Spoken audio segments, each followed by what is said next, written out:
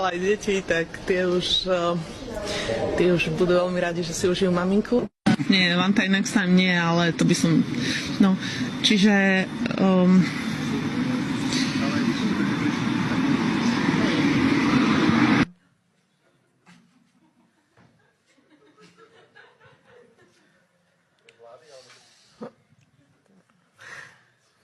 Máme za sebou.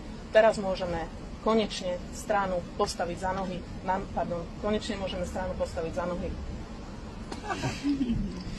My sme národ, ktorý nemá dlhú históriu, nemáme veľmi veľa veľkých osobností. Aktuálna efektívna daňová sadzba pri výbere DPH?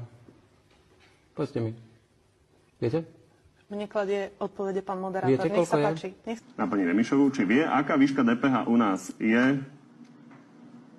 Samozrejme. Aká? No, je dobrá otázka. 21%. Či sa už pani Remišová doučila výšky základných sadzieb, ako napríklad DPH? Tak, neviem, ja mám v hlave musím držať dosť čísel z eurofondov, takže hádam mi diváci odpustia.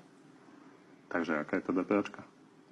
Pán Kovačič, na budúce, keď budete robiť vedomostný kvíz, môžete ma zavolať, ale teraz... Neviete?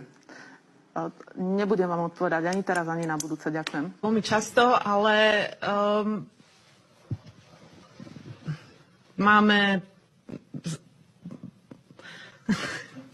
Ja mám 3 dávky, 3-krát som mala COVID, ten posledný krát to bol hrozný COVID.